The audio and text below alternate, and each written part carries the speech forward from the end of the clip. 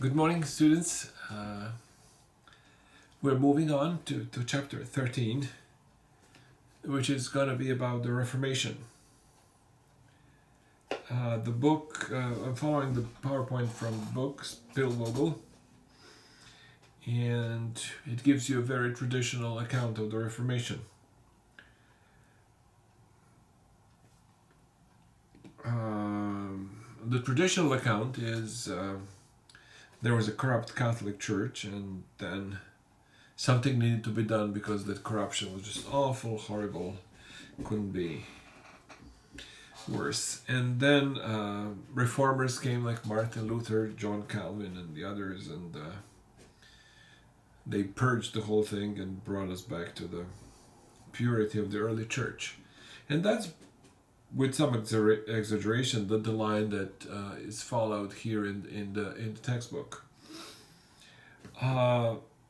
There are more complicated stories about the Reformation. There is a version that, some of the art that we were doing last time around was fairly annoying to the reformers. Reformers in general moved in a very puritanical direction. They didn't like Catholic art. They didn't like Catholic painting. They didn't like Catholic sculpture. They didn't like Catholic music that we listened to a little bit last time around. So instead of those polyphonic hymns that you heard last time around, the reformers went to a simple monophony. One voice, everybody sings the same. So one way to look at it was that the Reformation was a bit of a fundamentalist movement against the humanistic Christianity that was developing during the Renaissance. Another way to see the Reformation is through politics. That's probably the most accurate of all. I mean, there are elements of everything, it's in here, but that's probably the most accurate. The politics is, and it has to do with Charles V, or as he is known in Spain, Carlos I, Charles I. Charles V, you have him here on slide number 10.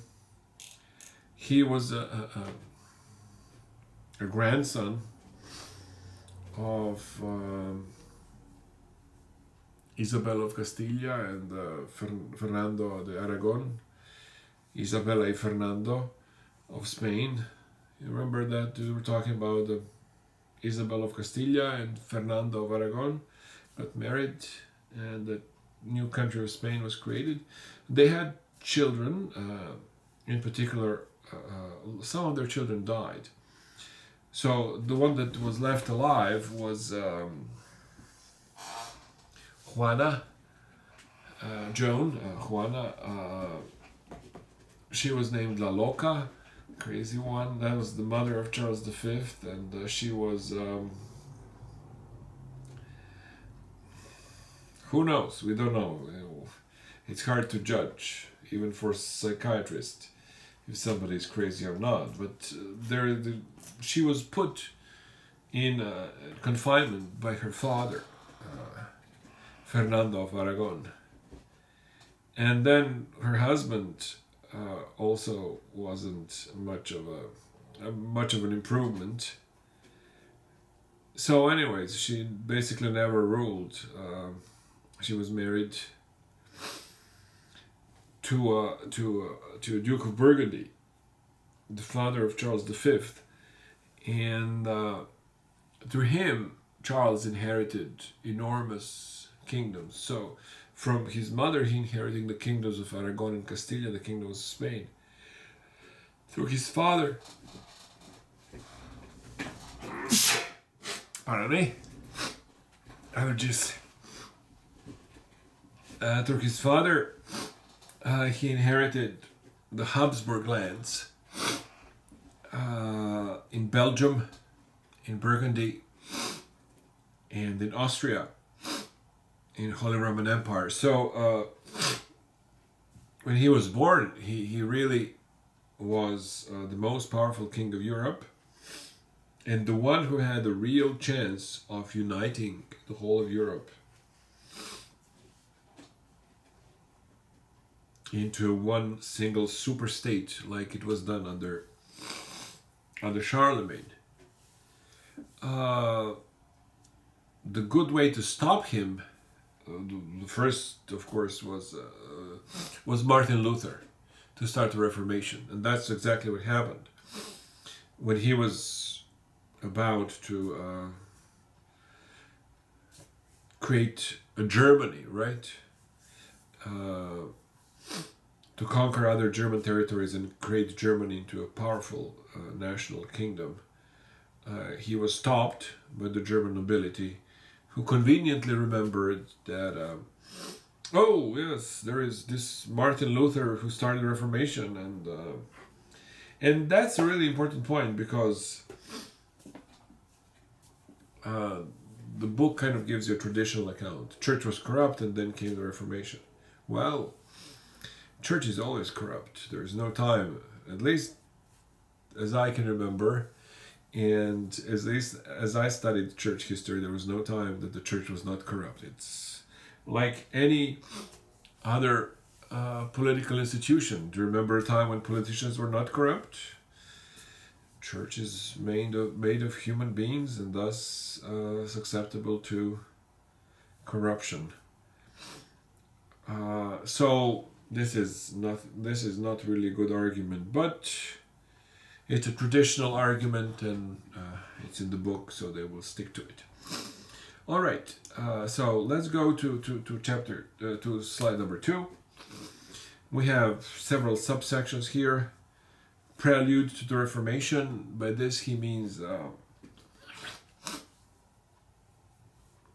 humanism of certain people like Erasmus, but we'll see what he means.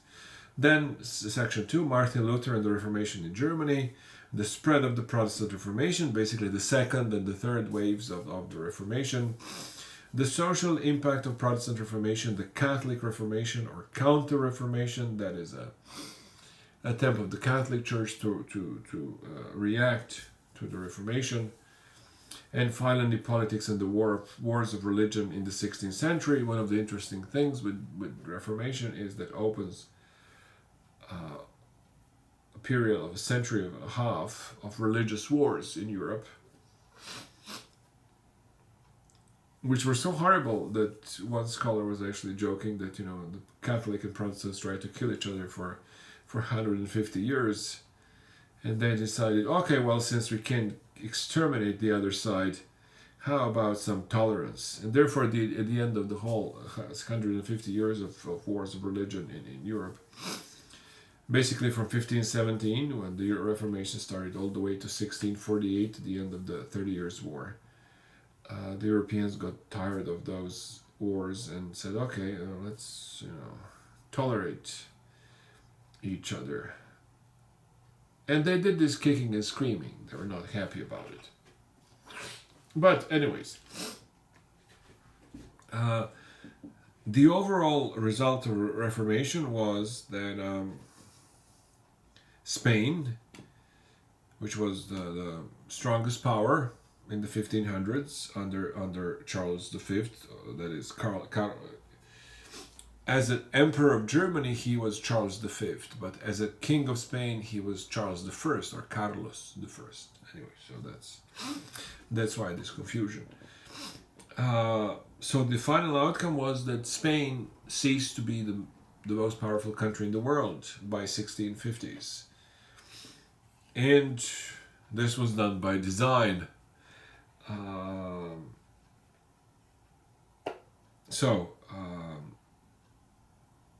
That's the sixth subsection of this chapter. Okay, focus questions. What were the chief ideas of the Christian humanists, and how did they differ from the ideas of the Protestant Reformation? And he wants to imply here there is some sort of continuity between Christian humanism, which originates with Petrarch, that we talked about.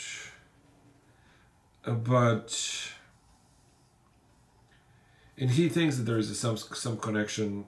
I don't think so. This is a very, very slippery slope that he's taking here. But he's talking about a figure like Erasmus, who was the most influential Northern Renaissance humanist, and he sought to restore Christianity to the simplicity found in the teaching of Jesus. And supposedly that's what's common between the humanists like Desiderius Erasmus and Martin Luther. The problem is that this is not true. To put it simply, Erasmus was Luther. He exchanged letters, and he was in conversation by letters with Martin Luther, and they pretty much hated each other. So, anyways,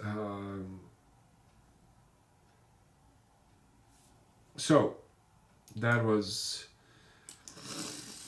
the Christian humanism that he mentions here. He picks up Erasmus as example of this northern humanism, but there are a lot of examples of the Italian Renaissance humanism that were just exactly the opposite of what the reformers were saying. The humanists, though, did an important work. That is a philological work on the Bible. They work on the languages of the Bible, and they translated the Bible from original languages into the vernacular, and they're working on it. And that made it also easier for Martin Luther, to launch his translation of the Bible into wider use. All right. Number 5, Martin Luther. Focus question. What were Martin Luther's main disagreements with the Roman Catholic Church, and what political, economic, and social conditions help explain why the movement he began to spread so quickly across Europe? Okay. This Luther was a monk, a Catholic monk. That is, Luther was a Catholic before he became Lutheran. He was a very good monk, according to his superiors, although he was never sure that he was a good monk, because he was always concerned about his salvation. And there are a lot of funny stories about it, but how did it happen? But at one point he was reading the epistle to Romans, and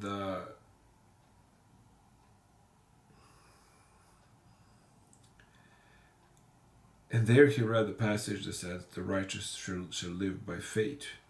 And then it kind of came to him that all of the rituals of the Catholic Church that are supposedly necessary for salvation, confession, going to Mass, filling this and that, obligations, are sort of irrelevant. Is there justification by faith here? I don't know why it says by grace. That's not Luther. But anyways, should be saying justification by faith. So justification means salvation. How are we saved? And Luther said we're saved by our faith. And everything else is irrelevant. And that kind of solves the problem that Luther had, the anxiety that a lot of people at the time had about salvation, about complicated procedures in the Catholic Church, about how, what are the obligations that you need to do and things of that sort. But it creates immediately a different set of problems. That is, okay, if you're saved by faith alone, how do you know that you have faith? So anyways, but about that more on some other occasion. Indulgences are particular obligations in the Catholic Church that was popular at the time. They're still around in the Catholic Church, and it doesn't really have to do with the forgiveness of sin.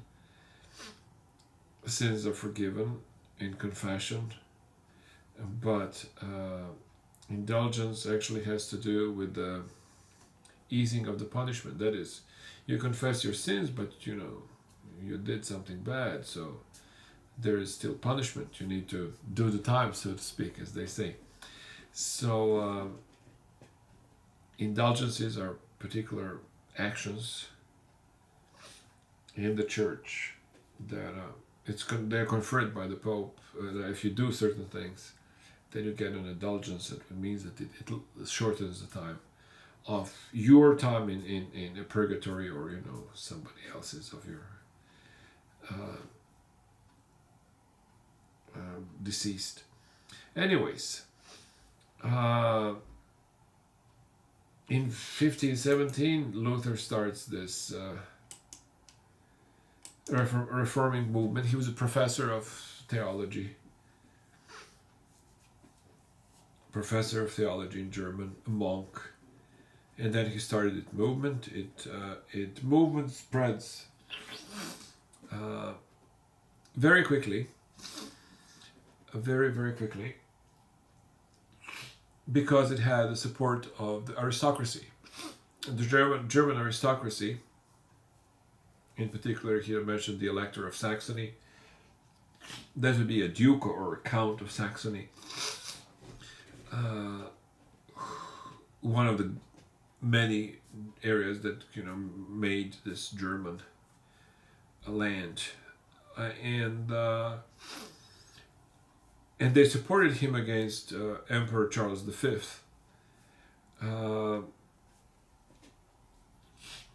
There was also some misunderstanding. Luther insisted on quick translation of the Bible into German. He did so fairly quickly, and created popular hymns to be sang in the church, out with those crazy Catholic polyphonies and ceremonial music, Palestrina and other things that Nicolas Gombert that we listened to before. Out. In is a simple Protestant hymn. The most famous, "A Mighty Fortress is Our God." That's Luther's hymn, and you sing together, and that's it. And that was very popular.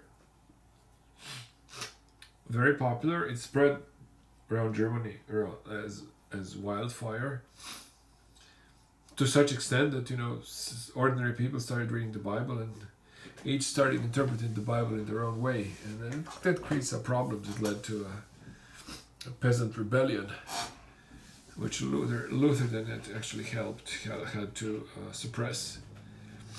But anyways, he also got married. His wife was a former nun. So a former monk and a former nun got married, Katerina, and they got married, and that was the beginning of a different church. The church that we call the Lutheran church. That church exists now in Germany and in Scandinavian countries like Denmark, Sweden, Norway, Finland. Those churches are Lutheran. All right, so Latin Mass was replaced with the German Mass, and so forth. All right, that's pretty much clear.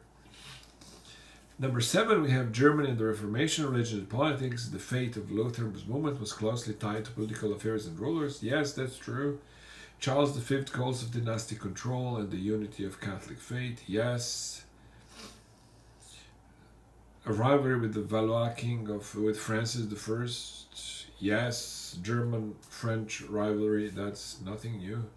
Opposition from Pope Clement VII. Yes. The advance of the Ottoman Turks. That's a new thing.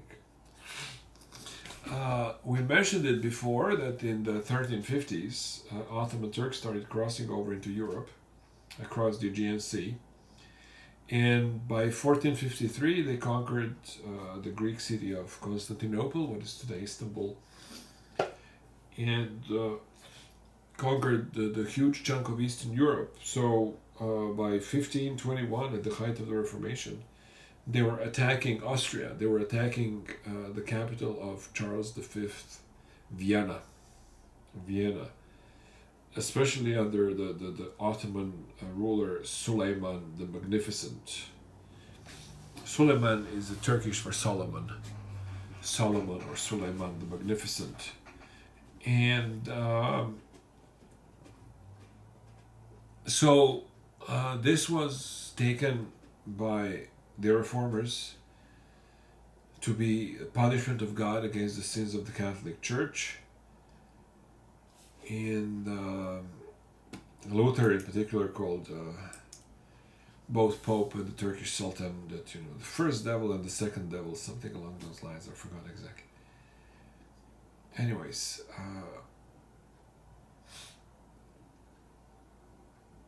we have on slide number 8 a bit of a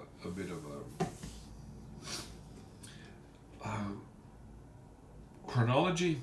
95 theses of Luther, that's the list of complaints that he had against the Catholic Church. 95 points that he disagreed with, and he nailed those publicly, put it on the church door. And that happened in 1517. The Diet and the Edict of Worms in 1522 was actually an attempt by Charles V to put Luther on trial, to bring him before the Imperial Diet. Imperial Diet is the Imperial Parliament in Germany. That's how it's called in Germany. So the aristocracy of Germany, the counts and the bishops came over. And they were debating the case of Martin Luther. The Peasants' War was the Peasant Rebellion that, I don't know, to put it simply, the peasants started reading, that we are all created from Adam and Eve, and therefore it doesn't matter if you're an aristocrat or a peasant. And they said, well, why should we pay our duties and then work for the nobility of the German Empire, where the Bible says otherwise? And then they got beaten about it. And the Peace of Augsburg is important for German history, but not important for us. It's one of the intermediate steps, one of the peace agreements during the 150 years long war, so I wouldn't really spend too much time on it. Finally, we have the woodcut, Luther versus Pope, pamphlet containing picturesque woodcuts, very important in the spread of the Luther's ideas. So how the Reformation spread, right, through books and sermons and singing for the most part.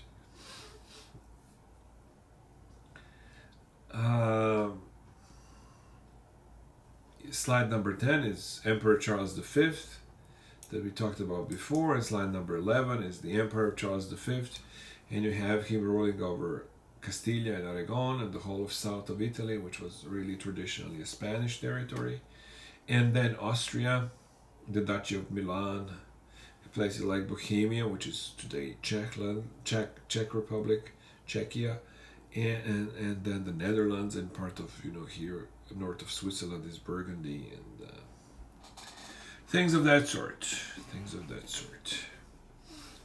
And then to the east, you see this huge part of the Balkans and Eastern Europe, Constantinople in the middle, and then Turkey in the east. That was the Ottoman Empire, which was trying to get to Vienna and get rid of the Christian Emperor Charles V. So anyways, that's your political circumstances of the Reformation. Now we have section number 3, the spread of the Protestant Reformation, and that is the second and the third wave of the Protestant Reformation. what were the main tenets of Lutheranism, Zwinglianism, Anabaptism, and Calvinism, and how they differ from each other and from Catholicism?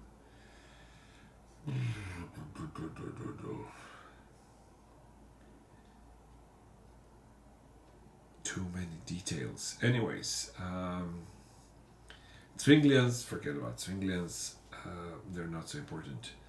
But Anabaptists are important because we have Baptists around here in the United States, and they are the heirs of these European Anabaptists. Baptists believe that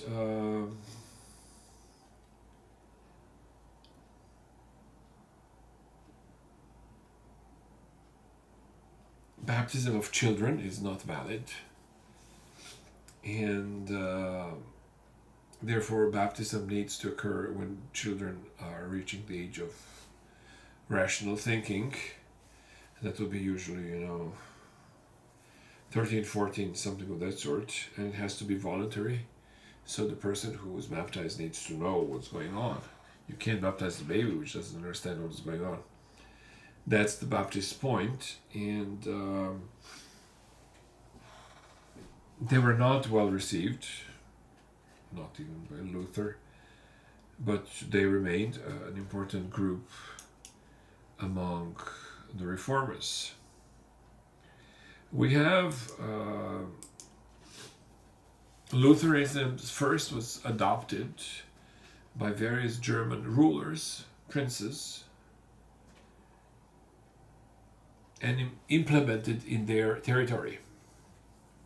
So it really depended on a person who is in charge of a particular county or region, and that person would impose a Reformed church on that county, and then the next person would be a Catholic, and then they would be Catholics. So it was a recipe for disaster, because Germany to this day is divided into Catholics and Protestants, but at that time there was ceaseless war between the Catholics and Protestants. So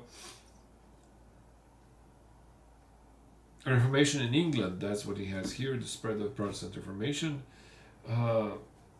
Henry was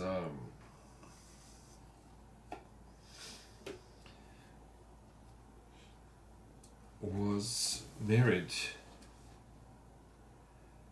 to a daughter of Charles V. I believe she was a daughter of Charles V. Let me check that. Her name was Catherine of Aragon. Henry VIII. Henry VIII was a king of England. Catherine of Aragon. And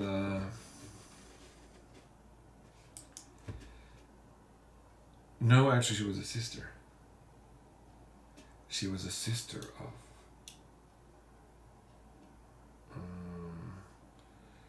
oh gosh, I tried to figure out the relation. So she was a daughter of Isabel of Castile and Ferdinand of Aragon. So therefore she was a sister of Charles V's mother. I don't know what exactly that makes her in relation to Charles V. She was his aunt then, I guess. Anyways, but she was a very close relative in the family, and she married Henry VIII, King of England, and they had children, but they didn't have. They had married a child, but they didn't have male children, and that's what Henry wanted. And he also caught a glimpse of lady at court, Anne Boleyn, and decided he wanted to the divorce. And the divorce, of course, had to go to the Pope, and the Pope basically said, "You want me to approve the divorce from a close relative of the most powerful king in Europe, who is right behind my borders to the south, maybe a couple of 10, 20 miles to the south of Rome, began the realm of Charles V. So anyways, the Pope rejected this request by Henry, and Henry then suddenly had a conversion. He was a very, very, very faithful Catholic, and wrote actually a polemical tractate against the Reformation, against Lutherans, and for that tractate he was rewarded as with the title as Defender of Faith by the Pope. But he suddenly realized that the Reformation is a very good thing, and that Anne Boleyn was telling him that certainly helped. So Henry then decided to take over and sever the connections between the English Church and the Roman Church, and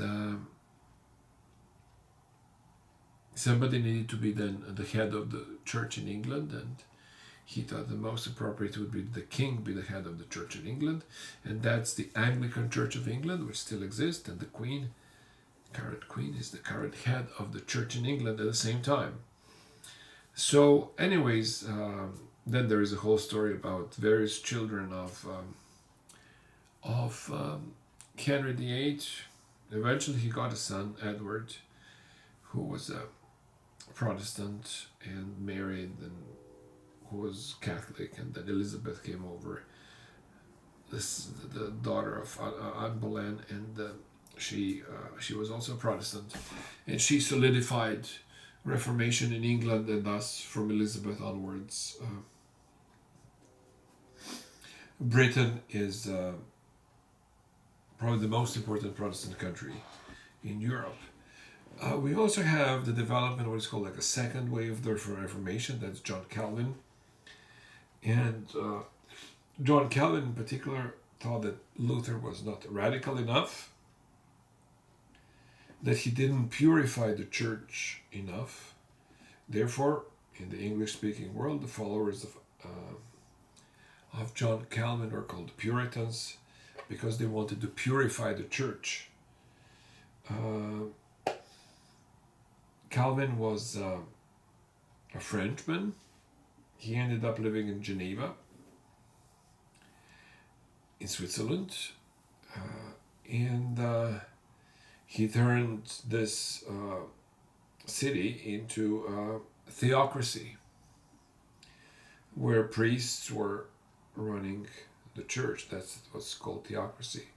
Calvin is the founder of the Calvinist church, which would be the Presbyterian Church is Calvinist. Presbyterian Church is Calvinist, and the main tenet of Luther is that salvation is by faith alone, but Calvin added that now actually salvation is by grace alone. And there is a lot of things related to that grace. That grace, according to Calvin, is so-called the irresistible grace, which is connected with this teaching that he talks about here, predestination. In other words, according to Calvin, no, it doesn't matter what you do in life. Some people are actually predestined to be saved, and some people are predestined to be damned. And basically your job is just to figure out where you are, on which side you're on.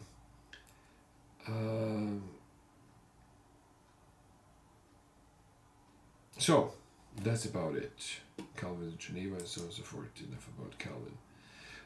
Then you have the chronology of the Reformation. You have Zwingli, that we skipped.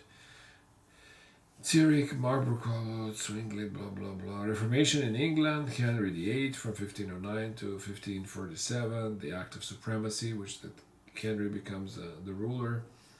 Edward VI, the young Calvinist son of Henry VIII, and Mary the Catholic, and finally Calvin begins his ministry in Geneva in 1536. All right, that you know, and then you have a picture of Calvin or Jean Calvin, French.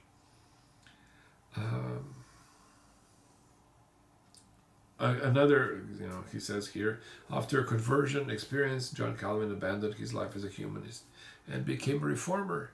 And that's another indication that in the beginning he was wrong when he said that humanism and Reformation were actually related to some way. Obviously, Calvin was a humanist and then turned to the other side. All right. We have various Swiss cantons here, including, no, not Geneva is there, but Switzerland is a mess. In Europe, it's the smallest, one of the smallest countries in Europe, but it's divided between various first 3-4 languages. Actually, our official languages of Switzerland. There is French, there is German, there is Italian, and there is Roman. That's a kind of a variation of a local Latin, and then also counties are divided, whether they're Zwinglian and the Calvinist or Lutheran and Catholic, and somehow that state functions as a confederation, like a loose association of these small cantons in the Alps, and it basically survived because nobody really cared about people living high up in the Alps, in the mountains where the Swiss are living. So nobody was really too keen to spend money and effort to gain control of Switzerland. And then through this, Calvinists have this urge. It comes from their theology that you have to figure out if you're saved or the damned. Supposedly you're saved, right? But you have to prove that you are.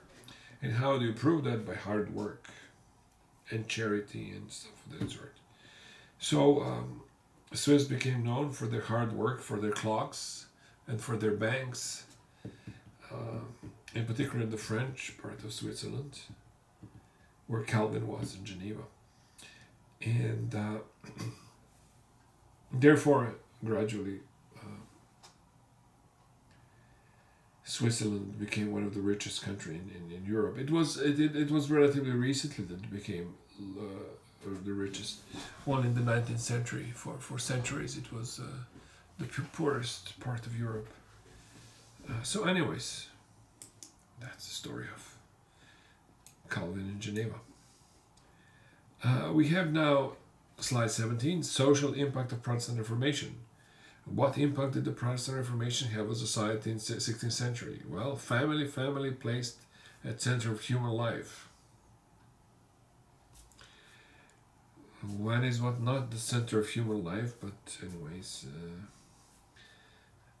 that's what the book says. No noticeable transformation of women's subordinate place in society. Okay. Religious practices and popular culture, religious ceremonies and imagery replaced with individual private prayer, family worship, and collective prayer and worship. All right. That's how they used to annoy each other, especially in Switzerland and then in France. And during the wars of religion, that Catholics would get out and have a procession with their saints, statues of saints and Mary, and that would just annoy the Protestants, because for the Protestants this was idolatry. And then the Protestants would come out and they were annoying the Catholics with their psalms, their singing psalms. Catholics thought that this monophonic singing in unison of psalms was the most annoying thing around. Anyways, that's how they, tried to get into one's nerves, and then they would start fighting. Okay, slide number 18 is about Catholic Reformation. Catholic Reformation or Counter-Reformation. What measures did the Roman Catholic Church take to reform itself and to combat Protestantism in the 16th century.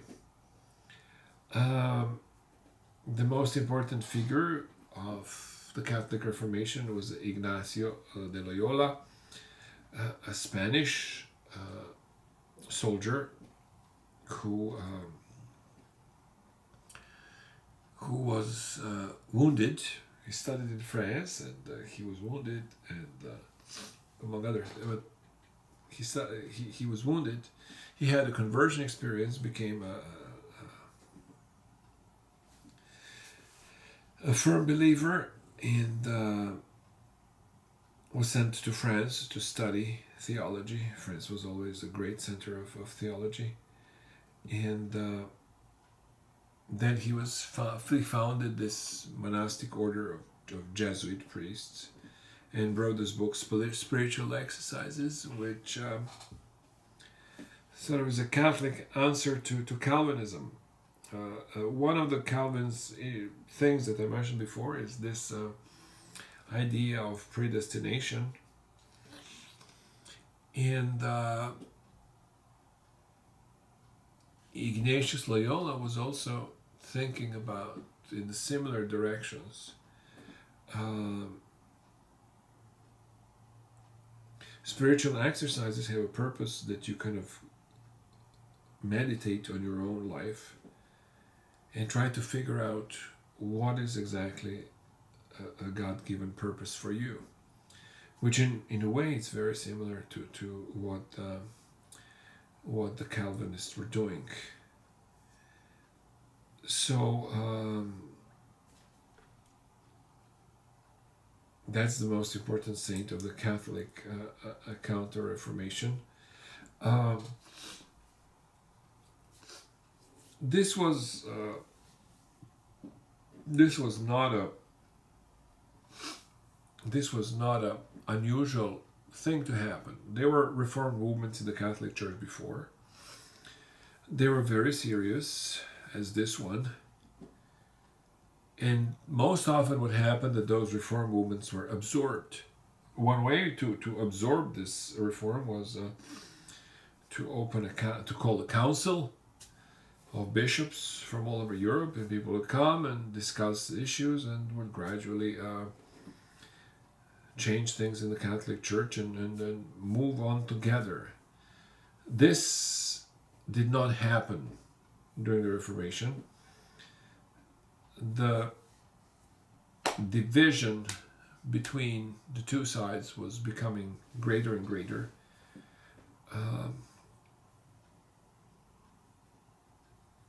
There was always a possibility that the Catholics could find the common ground with the Lutherans and the Anglicans, because both Lutherans and Anglicans didn't reform church too much. So there was still a lot of common ground, and they had bishops that had that was a thing in common. The organization of the church was the same. Both Anglicans and Lutherans wouldn't freak completely out if they see a statue of a saint of some of this sort. So there was a room for maneuver there. But with the appearance of the Calvinists, and the Puritans, his followers, this became impossible. They got rid of the bishops. That's why the Presbyterian Church, but they believed that the early Christians were run by the elders, with these presbyters. That's what the word means, and therefore the new church, Reformed Church, needs to go back to the system, and therefore Presbyterian Church. Calvinists were very influential in England, Scotland, and Holland. In Holland, they became a state church. In Scotland, they became a state church. In England, they did not become a state church, but they influenced a lot the Catholic Church, the Anglican Church, and so on and so forth. And in a couple of other areas, some parts of Germany, some parts of Switzerland, and so on and so forth. But for the most part, it's an Anglo-Dutch. Holland and Great Britain, where Calvinism had most influence. Other than this Geneva, but Geneva is Switzerland was kind of up there in the Alps, and nobody paid too much attention to what was going on there. Anyways,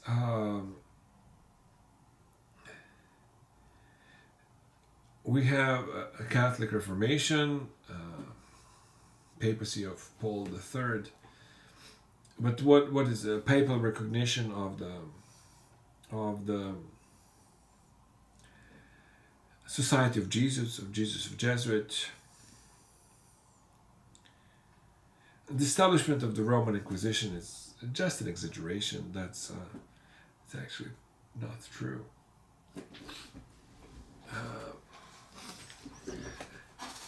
The Roman Inquisition was established in Spain, not the Roman Inquisition. There was Inquisition was established in Spain, and it was actually the job of the Inquisition to look at the converts from Islam into Christianity to see if those are genuine converts or they're secretly practicing Islam. So, anyways, but what he means here in 1542 is that that institution of an ecclesiastical tribunal was established in Rome, and the office in the Vatican was started with regard to this. This is a sort of a typical talking point of the Protestants that Catholics are, nobody expects how did the Monty Python people say? Nobody expects the Spanish Inquisition, right? So, but the whole point is Council of Trent. Council of Trent is actually a Catholic council. An idea was the popes were waiting. They wanted to call this council, hoping that the reformers would somehow come back and participate in the council and worked toward reforming the church from the inside. It didn't work, so therefore Pope decided that, okay, that's enough. We waited enough. Trent is the border between Italy, North Italy, the border between Italy and Switzerland.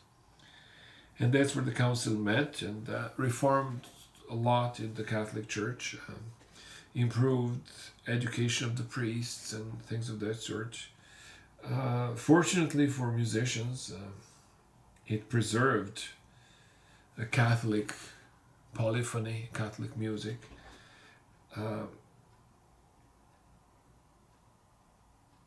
And one of the bigger debates at the council was Trent was over music, and was whether or not these complicated polyphonies in 12 voices and more, even more, actually, is that the text understandable to the faithful? And Palestrina actually played a role into this in the council, that he proved to the bishops in the council that it's possible to write good music that is understandable, that the text is understandable. So they allowed music to continue without much reformation. Here we have a picture of Ignacio de Loyola, founder of Society of Jesus, and the new order of Catholic monks who specialized in countering the influence of Protestants. That was the job of Jesuits. Anyways, slide number 22. It gives you a map of Europe. German lands: Scandinavia, Sweden, Norway, Denmark. Lutheran: England, Anglican, Scotland, Holland, Presbyterian. France is kind of spotted with various Calvinist, Presbyterian groups, and that's what led to a war of religion in France, which started in the second half of the 16th century. It was extremely bloody, and it ended in the victory of the Catholics. Complicated story, but eventually the king, who became Catholic, and then France followed, and Calvinism was slowly suppressed in the land of its birth, because as I said, Calvin was French. Finally, we have 23, Politics and Wars of Religion in the 16th century. All right. The French Wars of Religion, that's what you just mentioned, from 1562 to 1592. French Calvinists were called the Huguenots, French Calvinists. They were eventually expelled from France and ended up in mostly in Berlin. But that's just a minor story. Some of them actually ended in the United States, these French Calvinists. So anyways, finally this Edict of Nantes is the Edict of toleration. But it was a grudging toleration. These divisions were so deep and so deeply felt that they hated each other and that they would agree to tolerate one another, but that wasn't happening in practice. In France didn't tolerate Protestantism, and England didn't tolerate Catholics. Catholics priests, for example, Jesuits, would have to come in the country secretly, to celebrate Mass secretly. They would be captured and then killed. And it was a nasty time, in any case.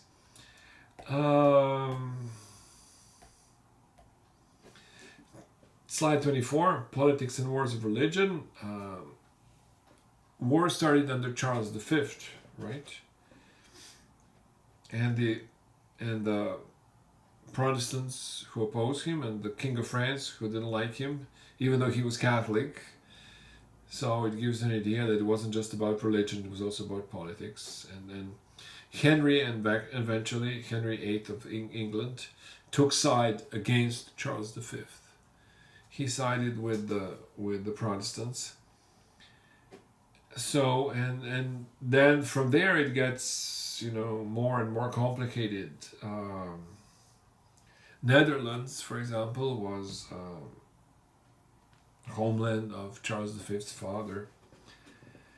So he was very fond of that area. But that area suddenly became infested with Puritans, with Calvinists, and they start a rebellion. And those wars of religion in Holland were extremely brutal. It ended up with the separation of Netherlands into the Kingdom of Holland and the Kingdom of Belgium, one Catholic and other Protestants. Where still, there are Catholics in Holland and there are Protestants in Belgium, but the King of Belgium is Catholic and the Queen of... Is it Queen now? I think they got a king now. King of Holland is a Protestant. And finally, Elizabeth. Philip II was a son of Charles V.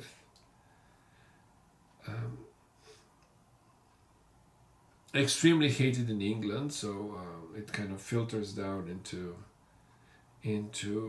this book as an example of militant Catholicism.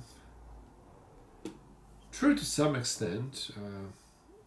You go into his quarters and the palace that he built for himself near Madrid, the Escorial, and you can see that from his bed. There was a window, there was an opening in the wall that he was looking at, right at the altar where the priests were serving Mass. So he was an intensely devout person. He's hated in England because he was married to Mary.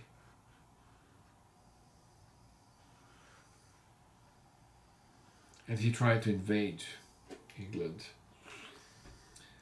under when Elizabeth became queen, but that's about enough that you need to know. So we have slide number 25. The French Wars of Religion. Revolt in the Netherlands. Oh, okay. Spanish Armada, attempt of Spain to conquer England. And finally, the independence of United Provinces, that's independent Holland. United Provinces of Holland, that's what they mean. What I didn't mention here is the Battle of Lepanto. That was in 1571, a very famous naval battle between the imperial forces of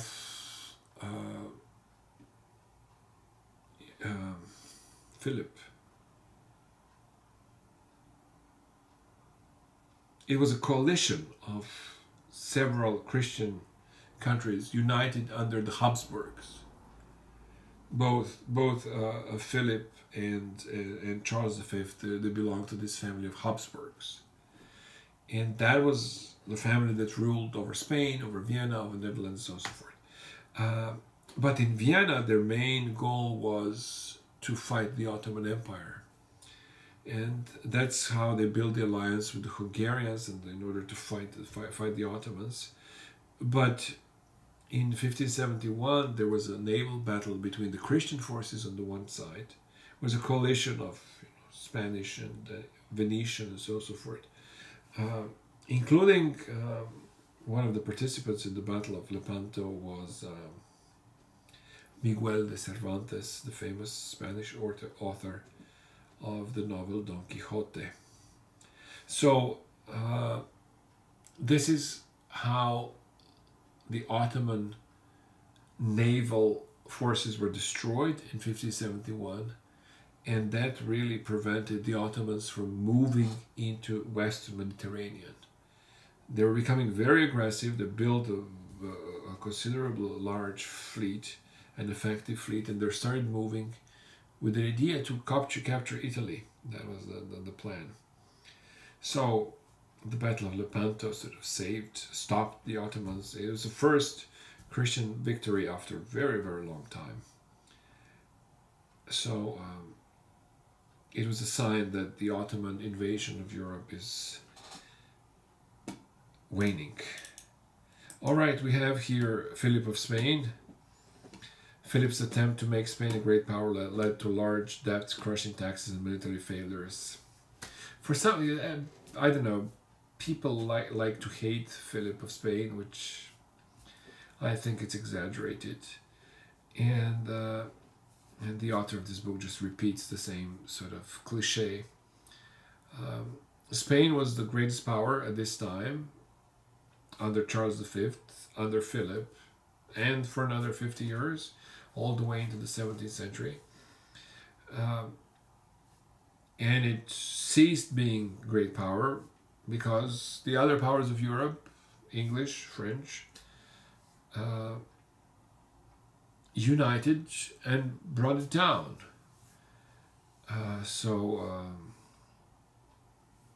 To blame Spain for crushing taxes and military failures is a bit of an exaggeration. Anyways, we have the Netherlands and the division of Netherlands into Spanish Netherlands or Belgium, and the Protestant Netherlands or the United Provinces. Finally, we have here a summary of the whole thing. Let's go quickly over it. Martin Luther established the twin pillars of the Protestant Reformation: justification by faith alone, and the Bible as the sole authority in religious affairs. So Bible instead of tradition. In Catholic Church, the Bible is part of the church tradition, and therefore it's not only just the only authority. Protestantism divided in different sects, but most importantly is Lutheranism, Calvinism, Anglicanism, Baptists, and so on and so forth. New religious orders based on Reform, a revived and Reformed papacy, and the Council of Trent, that is a Catholic Reformation, and the Society of Jesus. And finally, a religious division, Catholic versus Protestants, was instrumental in beginning a series of religious wars that were also complicated by economic, social, and political forces. And finally, we have a bit of a timeline of all these events taking place during the 1500s. And that brings us to the end. We have another chapter to go, chapter 14, the Age of Exploration. And we'll do that next week. And then we get ready for our final. So that's all what I have for you guys today. And enjoy the video. Watch it many times. Look at the PowerPoint. Read the book. And get ready for the quiz coming up. All right. See you.